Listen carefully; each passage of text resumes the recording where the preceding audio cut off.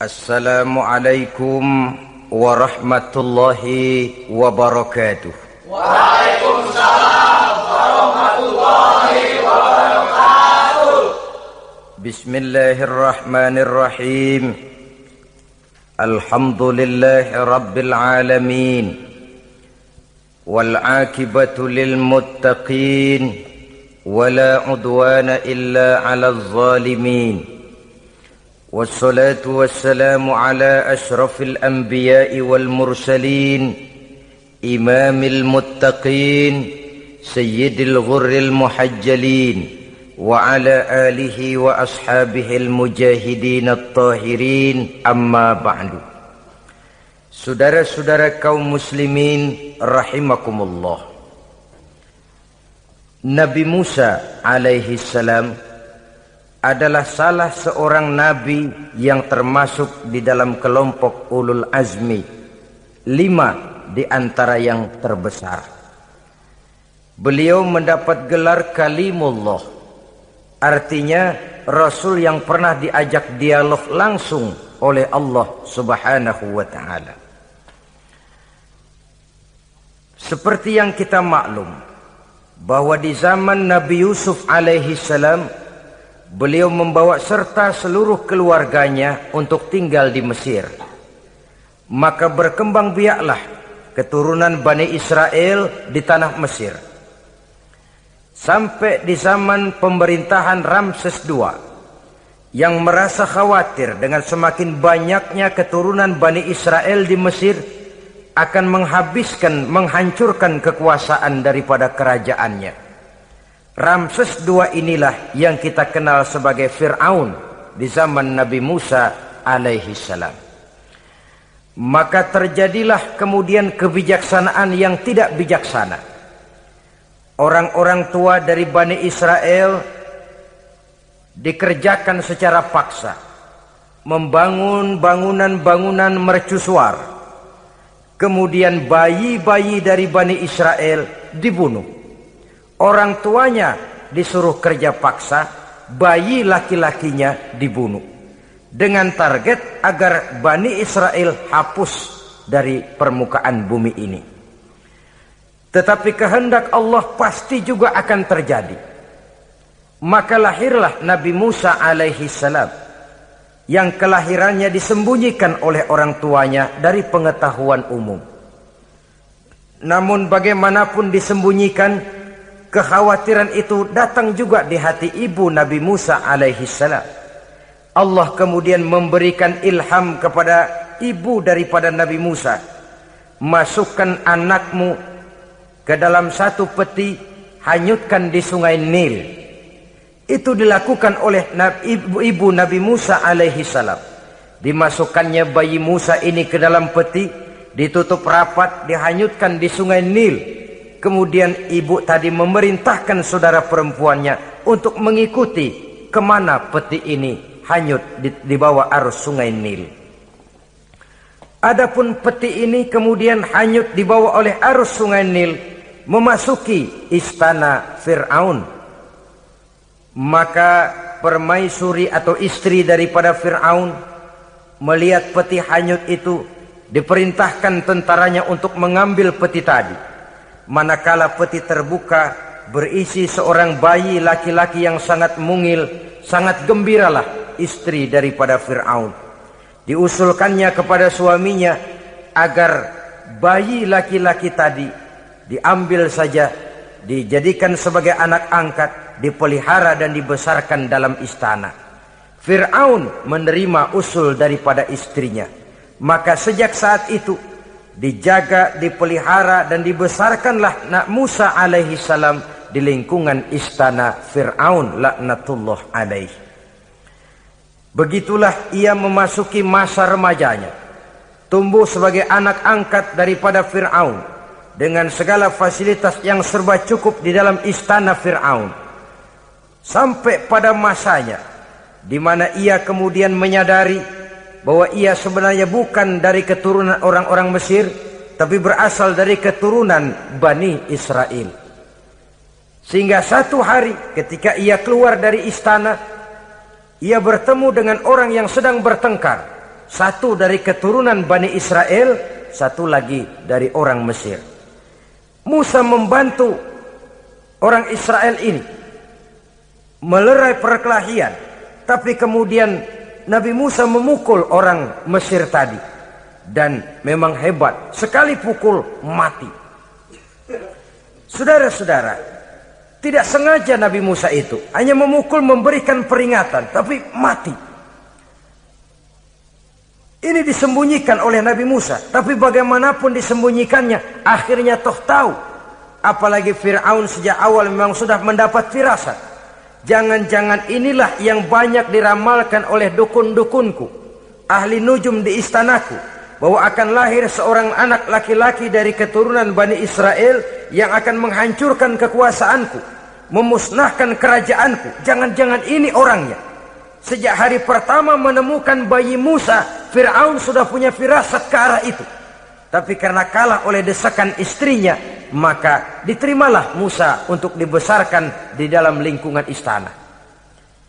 Sehingga akhirnya oleh karena perasaan bersalah ini, Nabi Musa melarikan diri. Melarikan diri dari istana Fir'aun setelah nyata-nyata bahwa dia memang keturunan Bani Israel. Melarikan dirilah Nabi Musa alaihi salam keluar dari Mesir menuju negeri Madian. Di dalam pengembaraannya, saudara-saudara, di satu lembah, Nabi Musa ketika itu belum menjadi nabi. Pemuda Musa ketika itu sedang beristirahat. Dari kejauhan dilihatnya orang sedang berdesak-desakan. Rupanya adalah pengembala-pengembala kambing yang akan mengambil air dari dalam sumur. Mereka berdesak-desakan, berebut karena sumur cuma satu, yang ambil air kelewat banyak. Di antara desakan-desakan orang itu, Nabi Musa melihat dua orang wanita kakak beradik minggir saja, tidak ikut berdesak-desakan. Nabi Musa menghampiri dua wanita tadi. Kamu sedang apa di sini? Kami sebenarnya ingin mengambil air. Kenapa tidak ikut berdesak-desakan? Itulah soalnya. Mereka laki-laki semua, gagah perkasa pula. Kalau kami ikut berdesak-desakan, bagaimana jadinya kami? Biarlah kami mengalah menunggu sampai mereka selesai semuanya, baru kami akan mengambil air. Mengertilah Nabi Musa bahwa wanita kakak beradik ini demikian halus akhlaknya, gak mau berdesak-desakan sama orang laki.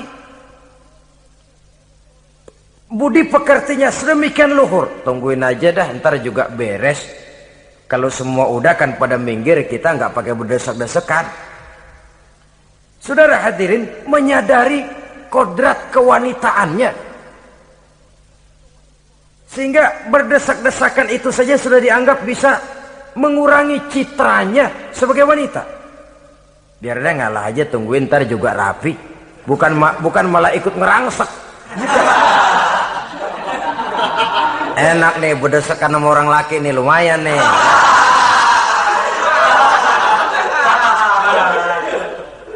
Sepintas itu saja sudah cukup bagi Nabi Musa, pemuda Musa, untuk menilai akhlak daripada wanita itu tadi. Oh, kalau kamu nunggu begini aja lama, kata Nabi Musa. Sudah, sini saya tolongin. Diambil embernya, Nabi Musa ikut berdesakan. Karena Nabi Musa memang kuat badannya, gak lama sudah dapat air. Sodorkan ke sana. Si wanita segera tahu bahwa pemuda ini begitu baik budi pekertinya, mau menolong orang yang dalam kesusahan. Akhirnya, bagaimana kalau kamu ikut saja ke rumah saya? Bapak saya sudah tua, senang hatinya kalau kamu ikut ke rumah, kenalan sama bapak saya. Ayolah, ayolah, berangkatlah. Dalam perjalanan, si wanita ini berjalan duluan, Nabi Musa di belakang.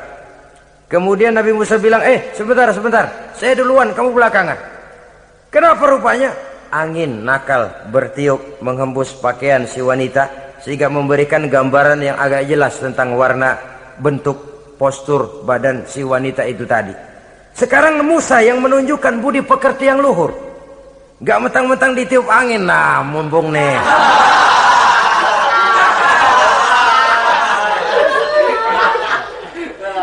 Rezeki nih, kapan lagi nyari yang begini ya? Jadi dua-duanya sudah menunjukkan satu akhlak yang sangat luhur. Dan manakala sampai di rumah si wanita kakak beradik tadi, diceritakanlah halnya bahwa dia ditolong oleh seorang pemuda. Inilah orangnya. Sangat bersukacitalah hati orang tua kedua wanita itu tadi. Lalu usul si wanita tadi, Pak, kita kan di sini banyak punya kambing, nggak ada yang bantuin gembala. Bapak sudah tua. Kalau ini orang kita minta tinggal di sini saja, gimana Pak? Ya terserah kamulah. Akhirnya Nabi Musa tinggal di sana. Menurut satu riwayat 8 tahun ikut mengembalakan kambing. Dan orang tua tadi tidak lain adalah Nabi Syuaib alaihi salam, yang pada akhirnya kemudian Nabi Musa dikawinkan dengan wanita itu tadi. Setelah berumah tangga, Nabi Musa ingat kembali bahwa ia sesungguhnya keluar dari Mesir karena menghindarkan diri. Bahwa kaumnya Bani Israel hidup di Mesir itu tertindas di bawah rezim kekuasaan Fir'aun yang zalim. Dikerjakan secara paksa, wanita dipermalukan, bayi-bayi laki-laki dibunuh. Tergerak hatinya. Dia sudah enak, punya mertua bijaksana, punya istri cantik, hidup tenang sebagai pengembala kambing. Tapi nurani kebangsaannya berontak. Saya tidak boleh bersenang-senang sementara bangsa saya ditindas. Saya tidak boleh menari di atas bangkai saudara saya. Saya tidak boleh tersenyum di atas penderitaan saudara-saudara saya. Saudara-saudara saya Bani Israel merintih di bawah penindasan Fir'aun. Saya harus membebaskan mereka. Diceritakanlah hal ini kepada mertuanya. Wah, ya kalau pakai bahasa mertua, saya mau kembali ke Mesir. Untuk apa Musa? Untuk menyelamatkan saudara-saudara saya Bani Israel yang masih dalam cengkraman kezaliman rezim Fir'aun. Saya harus membebaskan mereka. Ya kalau memang itu tekadmu nak, berangkatlah. Bapak mengiringimu dengan doa. Berangkatlah Nabi Musa bersama istrinya. Sampai ketika beliau sedang istirahat di satu lembah, dari kejauhan beliau melihat ada api menyala. Beliau berkata kepada istrinya, kau tunggu di sini. Tidak lama saya akan kembali. Saya akan menghampiri api itu. Berangkat Nabi Musa ke arah api menyala tadi. Makin didekati makin terang sinarnya. Sampai kemudian terdengar suara, ya Musa, inni ana rabbuka fakhla' na'laik. Innaka bil wadil muqaddasi tuwa wa ana ikhtartuka fastami' lima yuha. Wahai Musa, akulah Tuhanmu, bukalah terompahmu. Sesungguhnya engkau berada di satu lembah yang disucikan bernama lembah tua. Aku telah memilihmu Musa, dan sekarang dengarlah apa yang diwahyukan kepadamu. Pada saat itulah turun wahyu pertama, dan resmilah sudah Nabi Musa diangkat menjadi Rasul oleh Allah Subhanahu wa ta'ala. Di satu lembah di Bukit Tursina. Apa wahyu yang pertama turun? Bunyinya, innani anallah la ilaha illa ana fa'budni. Sesungguhnya aku inilah adalah benar-benar Tuhanmu. Tidak ada Allah selain daripada aku. Maka hendaklah engkau hanya beribadah menyembah kepada aku. Ini umum saudara. Semua Rasul yang diutus Allah, inilah ajaran prinsipnya. Anallah la ilaha illa ana. Akulah Allah Tuhanmu, tidak ada Tuhan lain selain Allah. Semua Rasul membawa ajaran ini. Oleh sebab itu, bukan hanya sekadar percaya kepada Tuhan saja yang penting. Sudahlah, pokoknya kan percaya kepada Tuhan. Iya, Tuhan yang mana?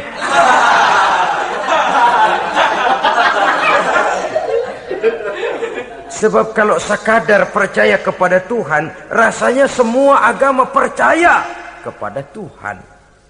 Begitulah orang Hindu percaya kepada Tuhan, tapi Tuhan menurut mereka Trimurti, Wisnu, Siwa, Brahma.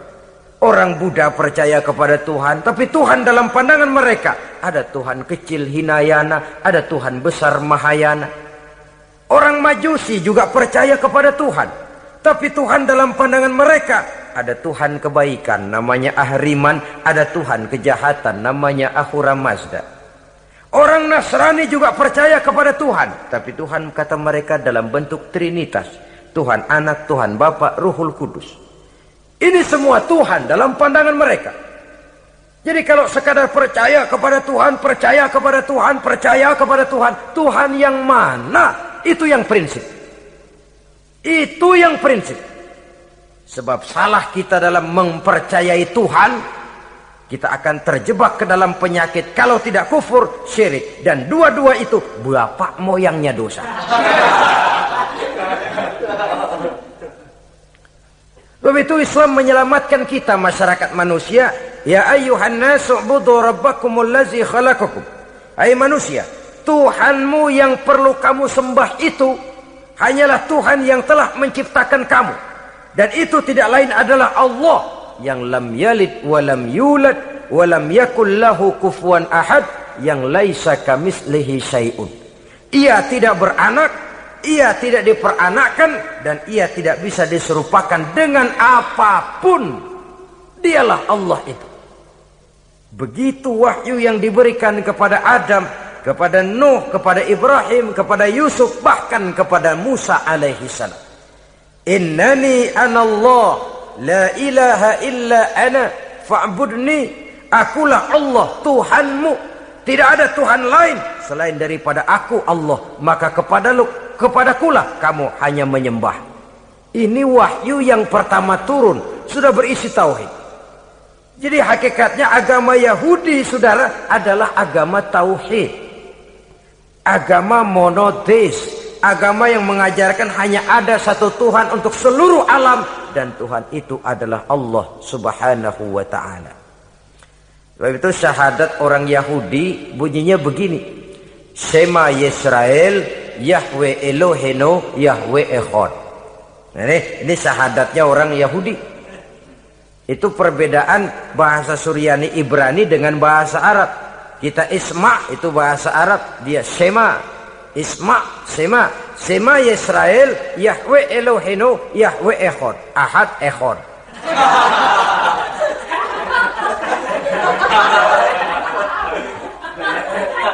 Maksudnya jelas, Shema Yisrael Yahweh Elohenu Yahweh Echad. Dengarlah hai Israel, Tuhan kita ialah Tuhan yang Esa.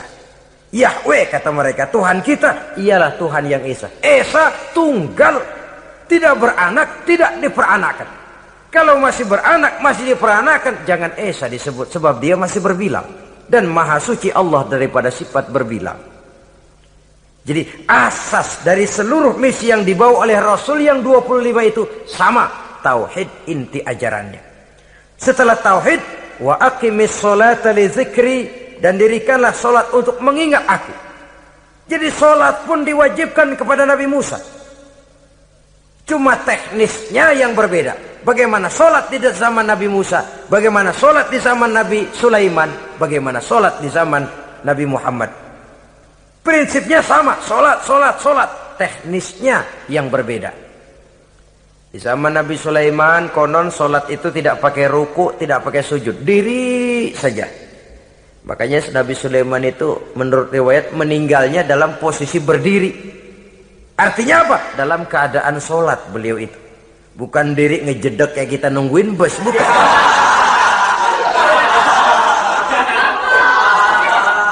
Berdiri dalam kondisi solat. Tapi yang jelas solat itu setiap Nabi, hanya teknisnya saja yang berbeda. Jadi ini sudah akidah dan syariat. Akulah Allah Tuhanmu, tidak ada Tuhan lain selain aku. Ini kan akidah. Yang kedua, wa aqimis sholata li dzikri, syariat. Dirikan solat untuk mengingat aku. Inna sa'ata atiyatun, sesungguhnya kiamat itu pasti akan datang. Ini juga sudah urusan beriman, percaya kepada yang gaib. Saudara-saudara kaum muslimin rahimakumullah. Setelah mendapat wahyu ini, turunlah perintah Allah kepada Nabi Musa. Apa kata Allah? Izhab ila fir'auna innahu tagha. Sekarang Musa, berangkatlah kamu menuju Fir'aun. Ia telah melampaui batas. Berangkatlah kamu ke sana Musa, hadapi Fir'aun, sampaikan dakwah ini, ia telah melampaui batas. Innahu tagha, ia telah berlebih-lebihan. Nah, saudara-saudara, jadi dua fungsi sudah. Kalau pada mulanya Nabi Musa berniat kembali ke Mesir hanya untuk membebaskan kaumnya Bani Israel, sekarang malah bertambah. Tidak hanya sekedar itu, malah lebih utama adalah menyampaikan risalah, menyampaikan misi kerasulannya, menyadarkan Fir'aun, menegakkan tauhid, mengembangkan syariat. Bertambahlah tugas Nabi Musa sebagai pejuang bangsa, juga sebagai mujahid, pejuang agama. Pada mulanya sebagai pejuang bangsa tuh. Artinya Nabi Musa ini kembali kepada Fir'aun di Mesir, tujuannya tadi kan cuma untuk membebaskan Bani Israel kaumnya. Ini pejuang bangsa. Tapi di tengah jalan ia mendapat wahyu. Berangkat kau kepada Fir'aun, innahu tagha, ia telah melampaui batas. Sadarkan dirinya, canangkan tauhid, sampaikan syariat. Bertambahlah tugasnya. Lebih daripada sekedar pejuang bangsa, ia juga pejuang agama, pejuang tauhid. Dwi fungsi. Kadang-kadang ada pejuang agama tapi tidak pejuang bangsa. Kadang-kadang ada pejuang bangsa tapi tidak pejuang agama. Nah, saudara-saudara kaum muslimin rahimakumullah, idealnya ya kedua-duanya. Ya pejuang agama, ya pejuang bangsa juga. Mendapat tugas seperti ini, apa permohonan Nabi Musa alaihi salam? Beliau berkata, qala rabbi shrah li sadri wa yassir li amri wahlul 'uqdatam min lisani yafqahu qawli waj'al li waziran min ahli Haruna akhi usdud biha uzri. Ini permohonan Nabi Musa ketika dilantik menjadi rasul. Diberikan tugas, berangkat kau ke Mesir, sampaikan risalah ini kepada Fir'aun, karena ia telah melampaui batas. Apa permohonan Nabi Musa? Rabbi syrah li sadri, ya Allah, lapangkan hati saya.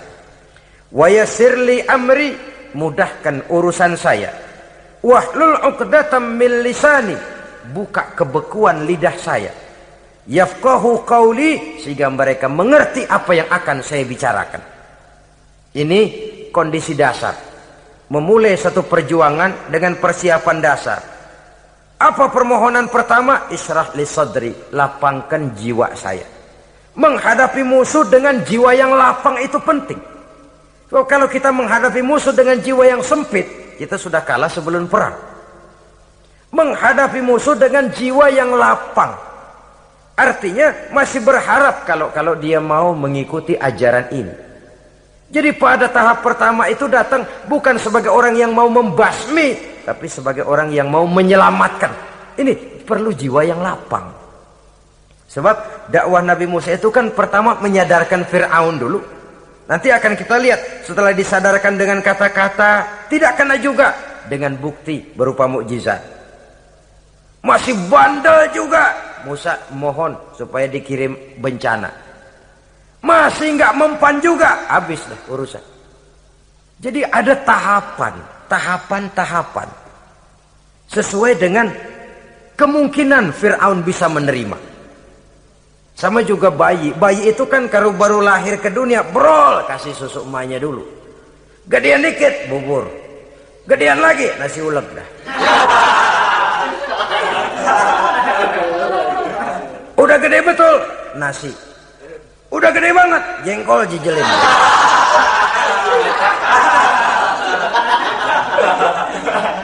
Jadi ada semacam tahapan. Kalau begitu lahir dikasih jengkol kan habis. Peringatan dulu. Setelah peringatan, bukti berupa mukjizat. Dihadapkan dengan sihir, menang mukjizat. Masih tidak mempan juga, teguran, dikirimkan azab, dikirimkan bencana. Masih tidak mempan juga, sudah ditenggelamkan oleh Allah di Lautan Merah. Itu akan kita ceritakan kemudian nanti. Jadi apa yang diminta oleh Nabi Musa, ya Allah, lapangkan hati saya menghadapi Fir'aun ini. Fir'aun CS, Fir'aun, Haman, dan lain-lain. Dan jangan lupa Fir'aun itu cuma ya hakikat tapi juga simbol. Hakikatnya memang ada yang namanya Fir'aun itu. Simbol karena Fir'aun selalu berkembang. Di setiap zaman, di setiap tempat, Fir'aun selalu ada. Cuma liciknya Fir'aun ini kemana dia pindah, ke situ dia ganti nama. Orang sering lupa. Padahal isinya Fir'aun. Namanya bisa Hitler, namanya bisa Mussolini, namanya bisa Stalin. Tapi isinya Fir'aun. Kemana dia tinggal, di situ dia ganti nama. Simbol dari kekuasaan yang terlepas dari kontrol iman. Simbol dari kekuasaan yang menyebabkan orang lupa diri dan lupa daratan. Dan sebenarnya mah Fir'aun mulanya cuman raja tuh. Raja doangan dia. Cuman kelamaan jadi raja, kagak mau turun-turun. Akhirnya dia menganggap tidak ada yang lebih tinggi daripadanya. Apalagi ketika Nabi Musa datang mengajarkan ada Tuhan lain, yaitu ada Tuhan yang sebenarnya, yaitu Allah. Lah Fir'aun sampai kepada puncak kekurang ajarannya, memproklamirkan diri sebagai Tuhan. Ana rabbukumul a'la. Bukan karena kebodohannya sebenarnya, tapi karena gengsi kekuasaannya. Nah ini, gengsi kekuasaan ini sering menyebabkan orang overacting. Fir'aun bukan bodoh, bukan. Fir'aun bukan tidak tahu kalau Musa itu benar, tahu. Fir'aun bukan tidak ngerti kalau itu mukjizat, sihir kalah, tahu. Tapi gengsi kekuasaan. Gua kan raja, masa di depan rakyat tunduk sama Musa? Gengsi dong.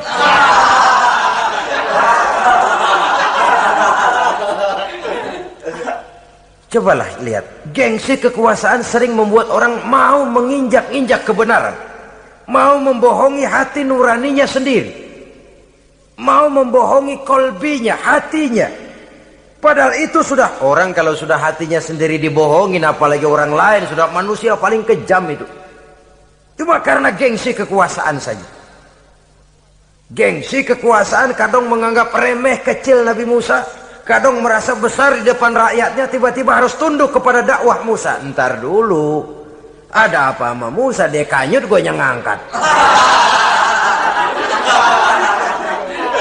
Iya toh, peristiwa di Sungai Nil itu. Karena aku yang nyelamatin, aku yang besarkan dia di istanaku. Gengsi kekuasaan sering menyebabkan orang overacting.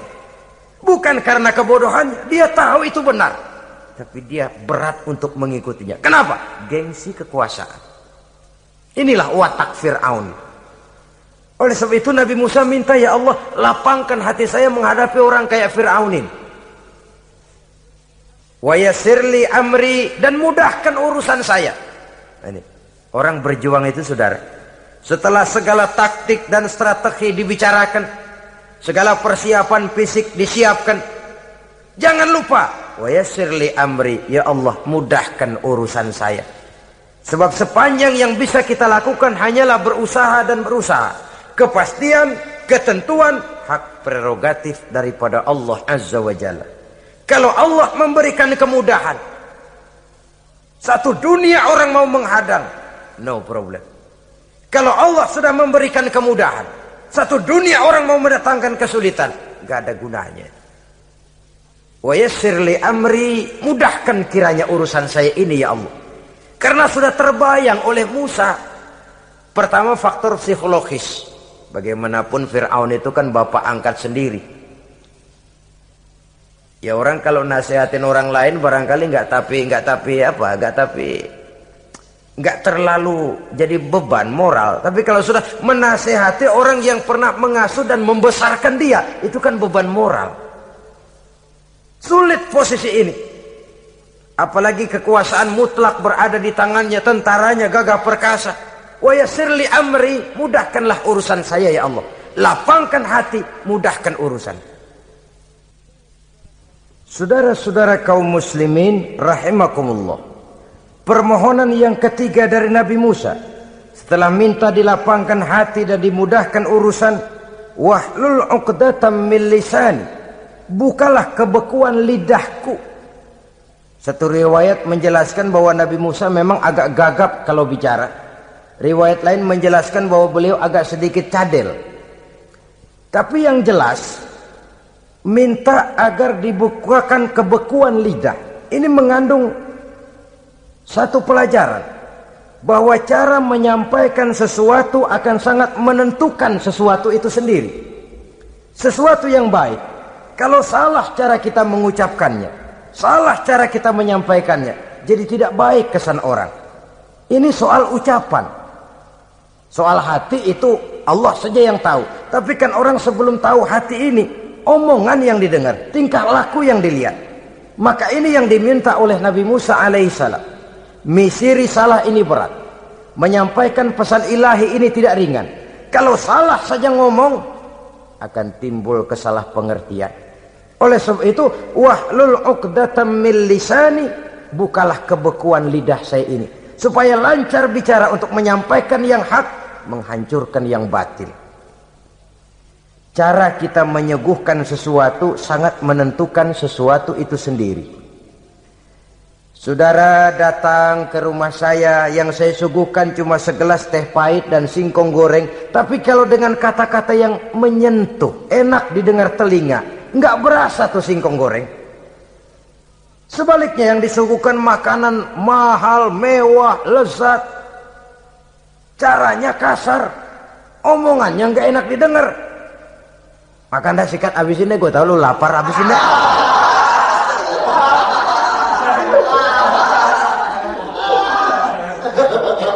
Rasanya biar lapar juga nahan juga gitu.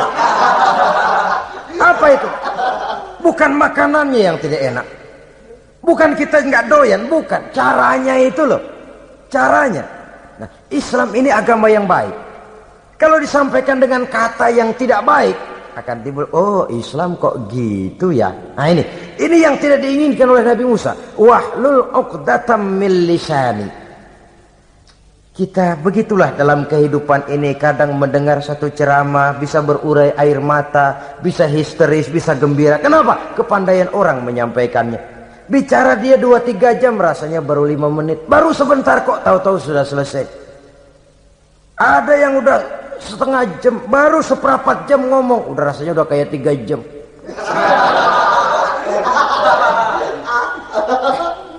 Kita udah berbisikan, udah dah. Wahlul 'uqdatam min lisani.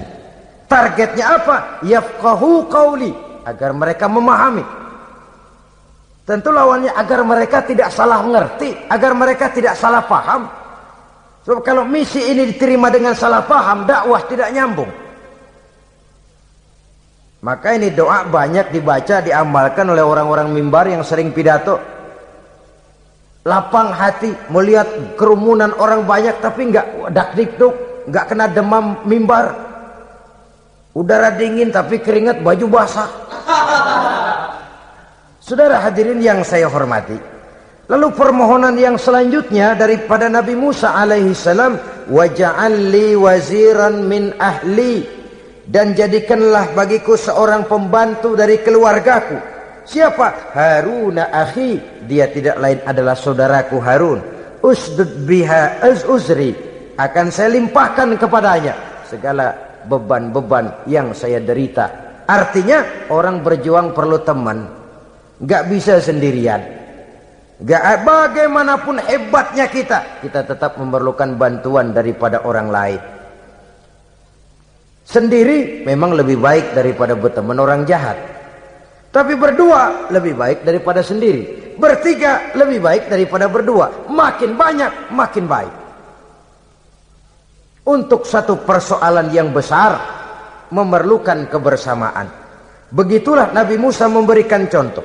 Saya tidak bisa berjuang sendiri, saya minta dibantu oleh saudara saya Harun. Jadikan dia pembantu saya, tempat saya membagi suka dan duka dalam perjuangan ini, tempat saya bercerita, tempat saya mengeluh, tempat saya melarikan persoalan.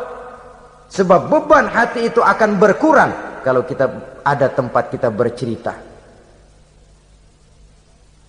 Nah, saudara-saudara, berangkatlah Nabi Musa ke Mesir. Kemudian mulai menyampaikan dakwahnya kepada Fir'aun, laknatullah alaih. Fir'aun mendengar Musa datang kembali. Kemudian terjadilah forum dakwah itu. Apa kata Fir'aun? Musa, kamu kemana saja? Saya pergi ke Madian. Apa yang kamu lakukan? Begini, begini, begitu. Kamu melarikan diri? Pada mulanya iya. Dan sekarang apa maksud kamu datang kembali ke Mesir? Semula saya ingin membebaskan kaum saya Bani Israel. Lalu saya kemudian menerima wahyu dari Allah. Ditugaskan, diperintahkan langsung oleh Allah Sang Maha Komandan untuk datang menemui Tuhan, menyadarkan Tuhan dari kesesatan selama ini. Siapa Allah itu Musa? Allah adalah Tuhan saya dan Tuhan juga dan Tuhan seluruh alam ini. Baru nih Musa. Saya baru dengar nih. Ada yang begini nih. Tuhanlah pakai nggak kelihatan. Tuhanlah cuma satu. Yang Tuhannya banyak aja masih kelaparan.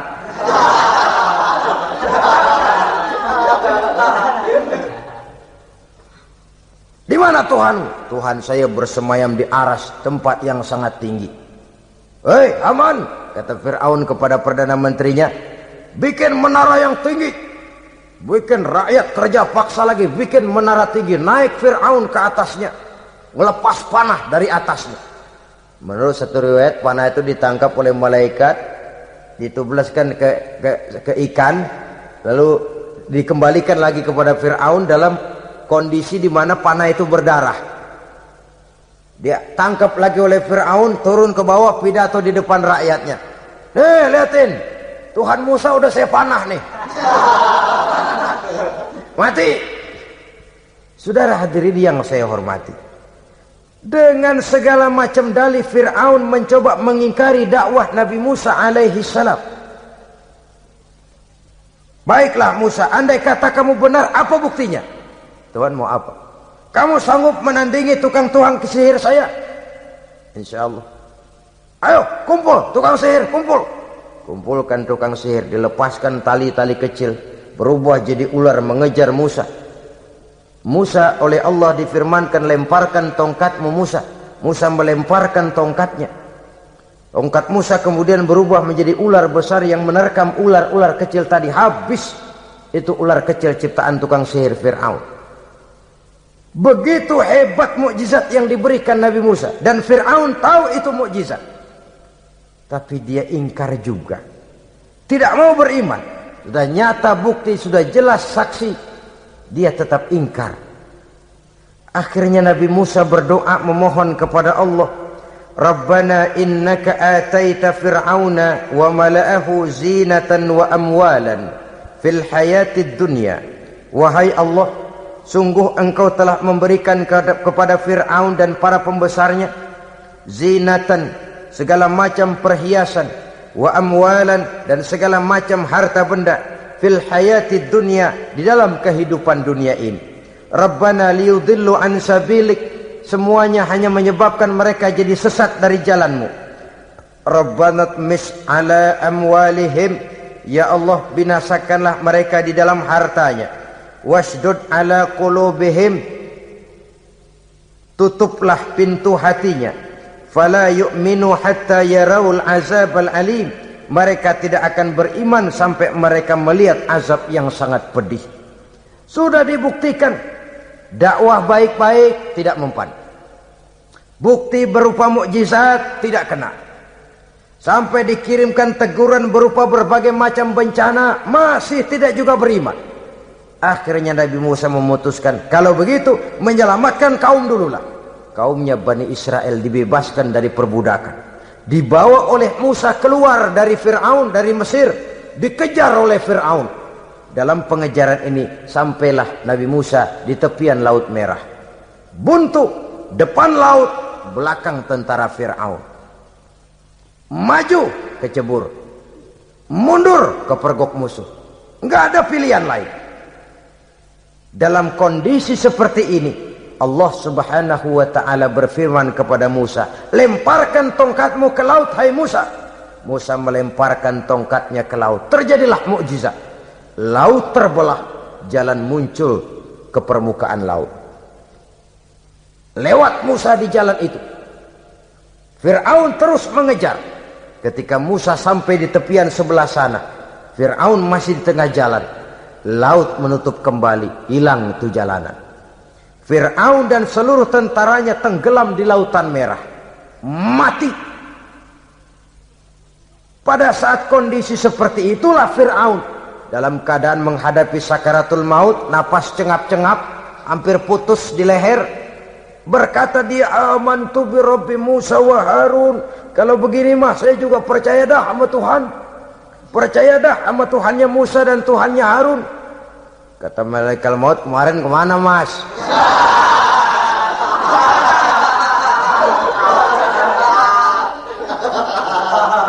Sudah gini hari baru mau percaya, terlambat.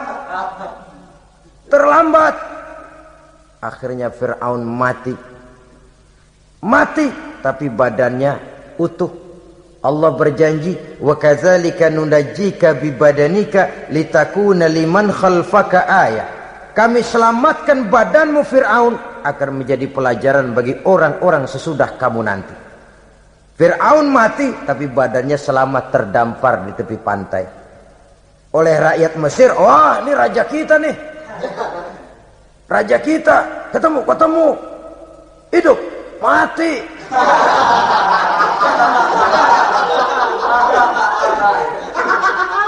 Kemudian sesuai dengan tradisi raja waktu itu, dimumilah badannya, diawetkan, sehingga sampai sekarang jenazah atau jasad daripada Fir'aun ini masih tersimpan dengan baik di museum negara di Mesir itu.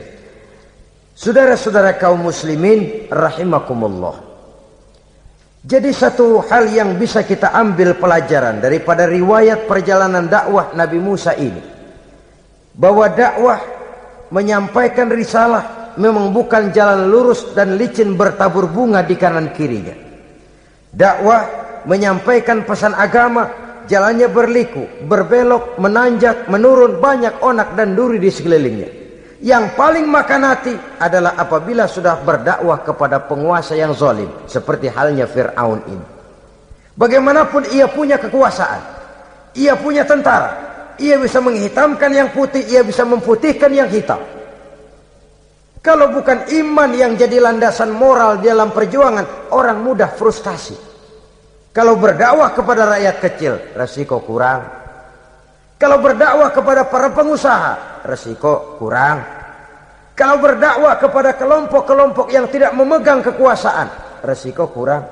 Tapi kalau sudah kelompok memegang kekuasaan, yang tersinggung gengsi kekuasaannya, disitulah resikonya sedemikian besar.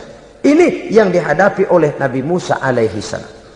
Tapi yang dijalaninya dengan tabah, dengan tekun. Karena kebenaran memang bisa ditekan, tapi satu hal yang jelas, kebenaran sama sekali tidak akan bisa dikalahkan. Buat sementara dia bisa ditekan, tapi lambat atau cepat dia pasti akan muncul ke permukaan, dan kebenaran jugalah yang akan tampil sebagai pemenang. Sebenarnya kurang apa Fir'aun? Kekuasaan mutlak berada di tangannya. Seluruh menteri-menterinya adalah pendukungnya belaka. Rakyat dipaksa untuk takut dan taat kepadanya. Dia adalah kekuasaan tunggal di Mesir. Sementara kaum Bani Israel berada di bawah penjajahannya, penindasannya, kesewenang-wenangannya. Dan bahkan ketika Nabi Musa sudah menyampaikan dakwahnya, Fir'aun malah sempat mengungkap jasa. Musa, kamu kok sekarang bisa begitu? Enggak ingat ya dulu kamu hanyut di sungai Nil, istri saya kan yang angkat, saya yang besarkan di istana saya. Kok sekarang kamu bisa ngelawan saya sih? Ini biasa. Apa jawab Nabi Musa? Kenikmatan yang kau berikan kepada saya belum seberapa ketimbang penghinaanmu kepada kaum saya Bani Israel. Jangan kau menyangka Fir'aun, kalau saya kau bikin senang, saya lalu akan mau mengkhianati bangsa saya sendiri. Tidak. Sama sekali kesenangan yang kau berikan kepada saya tidak akan menutup mata saya dari kondisi yang dihadapi oleh kaum saya, oleh umat saya. Mereka tersiksa, mereka menderita, mereka merana. Haruskah saya lupakan mereka cuma karena saya sudah tinggal di istanamu, engkau yang membesarkan? Padahal kau pun membesarkan saya bukan karena kemauanmu. Desakan daripada istrimu. Jangan ngitung-ngitung jasa Fir'aun. Andai katamu jasamu ada kepada saya, belum seberapa ketimbang penghinaanmu kepada bangsa saya Bani Israel. Di situ Nabi Musa menunjukkan sifat nasionalisme yang sangat tinggi, rasa nasionalisme yang sangat mendalam. Kadang-kadang kan orang ya seperti di zaman penjajahan Belanda, karena diangkat jadi tuan tanah, bangsanya sendiri diinjak-injak. Karena diangkat jadi centeng dikit dah, kumis mbaplang dah, bukan main. Bangsanya sendiri diinjak-injak. Fir'aun mengingatkan ini, kalau cara kita lo gede di sini, makan di sini, segala macam di sini dah, masa lupa kacang sama kulitnya. Kasarnya mah lu bisa begini nih, Musa nih, gue yang rawatin lo. Saya yang menjagamu, mengangkatmu dari sungai Nil. Masa sekarang sudah gede begini kamu mau berhadapan dengan saya? Punya pikiran dong dikit kalau cara kita. Mikir dong, mikir. Dulu lagi kanyu di Nil, siapa yang angkat? Musa tidak membantah. Betul itu Fir'aun, betul. Tapi apalah artinya semua itu ketimbang penghinaan yang engkau berikan kepada bangsa saya. Saya tidak mungkin menari-nari di atas bangkai umat saya. Saya tidak mungkin bersenang-senang di atas penderitaan kaum saya. Dan saya tidak mungkin senyum ceria di atas derita daripada kaum saya. Dengan tidak melupakan jasamu, saya tidak akan merubah pendirian saya. Saya ingin membebaskan penjajahan. Saya ingin membebaskan kaum saya Bani Israel dari belenggu penindasan. Kalau engkau sudah tidak mau mendengar dakwah yang saya sampaikan, tidak mau bertuhan Allah, tidak mau menyembah kepadanya, tetap dengan keangkuhan dan kesombonganmu sekarang ini, okelah, berjalanlah dengan keyakinanmu. Tapi saya harus membebaskan kaum saya Bani Israel. Saudara-saudara kaum muslimin rahimakumullah, itulah jalan dakwah, jalan menyampaikan risalah agama, risalah Islam. Sekali lagi, bukan jalan lurus bertabur bunga. Tapi agama memberikan ajaran, balighu anni walau ayat. Sampaikan dari aku, walaupun cuma sekedar satu ayat saja.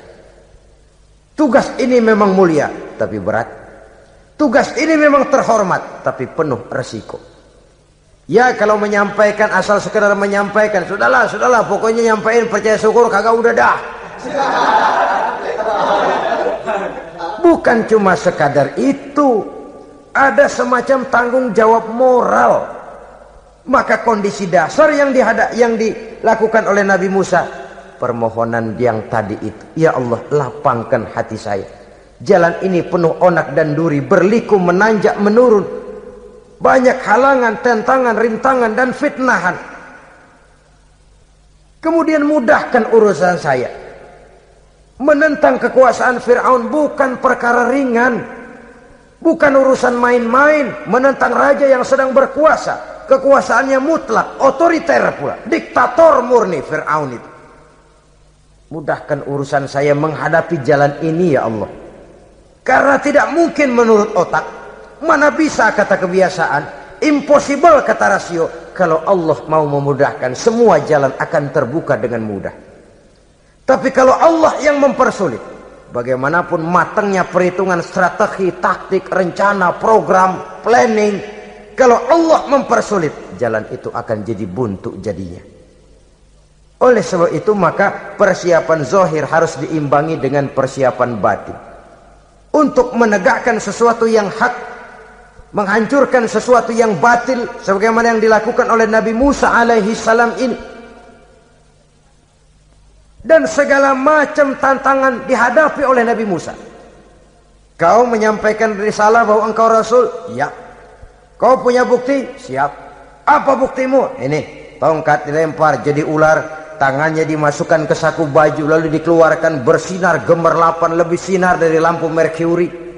Sampai Fir'aun silau dibuatnya bersudah Musa, sudah, masukkan tanganmu lagi, masukkan tanganmu lagi. Dia tahu, dia sadar itu bukan sihir, tapi lagi-lagi gengsi kekuasaannya. Sehingga pantas kalau Nabi pernah bersabda, afdalul jihad kalimatu haqqin inda imamin jair. Jihad yang paling besar adalah mengucapkan kebenaran di depan penguasa yang zalim. menyampaikan kebenaran di hadapan penguasa yang zalim. Tapi kan berat, saudara, sulit, apalagi kalau belum apa-apa udah ngeri. Udah jangan dah.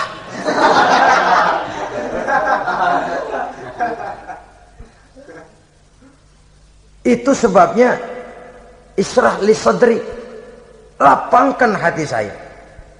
Saya tidak punya kepentingan apa-apa kecuali menyampaikan kebenaran. Kalau sudah ada kepentingan pribadi, itu yang sering jadi handicap. Itu yang sering jadi jurang pemisah antara kita dengan orang yang akan kita sampaikan kebenaran tadi. Saudara-saudara kaum muslimin rahimakumullah, maka terasa benar relevannya doa yang diajarkan oleh Rasul kepada kita. Allahumma arinal haqqa haqqa warzuqna ittiba'ah wa arinal batila batilan warzuqna ijtinabah. Ya Allah, tunjukkan kepada saya bahwa yang benar itu benar, berikan saya kekuatan untuk mengikutinya. Ya Allah, tunjukkan kepada saya bahwa yang salah itu salah, berikan saya kekuatan menghindarinya. Kenapa? Orang sering tahu bahwa itu benar, tapi tidak berdaya mengikutinya. Seperti Fir'aun, tahu bahwa Musa itu benar. Abu Jahal, Abu Lahab juga tahu bahwa Nabi Muhammad itu benar. Abrahat juga tahu bahwa Nabi Ibrahim itu benar. Namrus juga tahu Ibrahim itu benar. Tapi mereka tidak berdaya mengikuti kebenaran karena gengsi kekuasaannya. Kadang kita tahu bahwa itu salah itu. Tapi karena dilakukan oleh orang yang punya kekuasaan, kita lalu tidak berdaya menghindarinya, malah terjebak ikut-ikutan salah, lalu menghibur-hibur diri. Sudahlah, tak ada gading yang tak retak. Bukankah dengan demikian kita sudah melegimitir kesalahan? Tahu bahwa itu benar dan mampu mengikutinya, itu nikmat. Tapi tahu itu benar namun tidak berdaya mengikutinya, itu mendatangkan siksaan batin. Tahu itu salah dan mampu menegur, itu nikmat. Tahu bahwa itu salah tapi larut ikut salah, nimbrung dalam kesalahan, itu mendatangkan tekanan batin. Jadi tahu kebenaran itu penting, tapi terketuk hati mengikuti kebenaran itu jauh lebih penting. Semua kita tahu Islam itu benar, tapi semua yang tahu Islam itu benar maukah mengikuti ajaran Islam? Tidak. Semua orang tahu kalau judi itu batil. Hatta penjudi yang paling kakap pun mesti tahu kalau itu batil, itu tidak baik. Tapi dia tidak berdaya untuk menghindarkannya, terjebak ke dalam penyakit itu tadi. Oleh sebab itu, saudara-saudara kaum muslimin yang saya cintai, tidak ada satu ucapan yang lebih baik. Dalam istilah Quran itu Allah menjelaskan, wa man ahsanu qawlan mimman da'a ila Allah wa amila salihan wa qala innani minal muslimin. Ucapan siapakah yang lebih baik dalam hidup ini selain daripada mimman da'a ila Allah, selain daripada ucapan orang-orang yang menyeru ke jalan Allah, orang-orang yang menyadarkan kepada agama. Ini jalan Allah, mari ikuti. Itu jalan setan, mari tinggalkan. Wa amila salihan, tidak cukup sekedar berdakwah mengajak orang ke jalan Allah, dia juga beramal soleh. Dia bangun rumah sakit, dia bangun madrasah, dia bangun masjid, dia makmurkan majelis taklim, dia santuni yatim piatu. Wa qala innani minal muslimin, seraya berkata, saya termasuk orang yang berserah diri kepada Allah. Da'a ila Allah wa amila salihan wa qala innani minal muslimin. Menyerukan manusia ke jalan Allah, beramal soleh, dakwah bil hal kata orang sekarang. Kemudian mereka pada akhirnya berkata, kami adalah sekelompok orang-orang yang sudah berserah diri kepada Allah. Segalanya diserahkan kepada Allah. Lahirlah kedamaian rohani, ketegaran pribadi, ketentraman batin di dalam dia melaksanakan tugasnya. Kalau tidak, maka nanti ya tuh orang kan gua ajak baik-baik nyuruh sembahyang, ngapa gua dimusuhin? Dipikirin, kurus dah. ampek gaya dah. Makan hati. Soal orang mau beriman atau tidak itu bukan urusan kita. Tugas kita hanya sekedar penyampai. Tugas Rasul hanya sekedar penyampai. Kalau dakwah sudah disampaikan, metode sudah disusun, pendekatan sudah baik, tapi orang tidak mau beriman, Allahumma inni qad ballaghtu, ya Allah sudah saya sampaikan, ya Allah sudah saya peringatkan, ya Allah sudah saya sampaikan, ya Allah sudah saya tegur. Kalau toh tetap begitu juga, sudah saya sampaikan ya Allah. Di sana kelapangan lalu tumbuh. Jadi dengan kata lain, kita hanya berusaha, hidayah adalah di tangan Allah. Oleh sebab itu, kita ini termasuk yang bersyukur telah mendapat limpahan hidayah ini. Kalau kita lihat Fir'aun CS termasuk Haman, Perdana Menterinya, dan seluruh bala tentaranya, kurang apa? Mereka lihat mukjizat. Mereka saksikan kebesaran Allah. Di dunia juga mereka sudah dikirim bencana, teguran kepada mereka, entah tidak juga beriman. Dan strategi Nabi Musa mula-mula dialog, diajak ngomong, diajak bicara, diajak mikir, tukar pikiran. Allah itu begini-begini, oh tidak bisa, iya begini begitu. Masih tidak percaya juga, dibuktikan mukjizat, tongkat jadi ular, tangan bisa mengeluarkan sinar. Masih ingkar juga, keluar doanya nih. Doa yang ada dalam surah Yunus ayat 88-89. Rabbana tmis ala amwalihim. Ya Allah cukup dah. Seruan sudah disampaikan, peringatan sudah diberikan, mukjizat sudah mereka lihat, tapi nggak juga mau beriman. Buresin aja harta bendanya dah. Habisin aja. Habisin dah. Dikasih perhiasan kehidupan dunia. Innaka ataita fir'auna wa mala'ahu zinatan wa amwalan. Dikasih harta, kesenangan dunia, bikin sesat. Habisin aja dah. Wastud ala qulubihim, hatinya empat dah.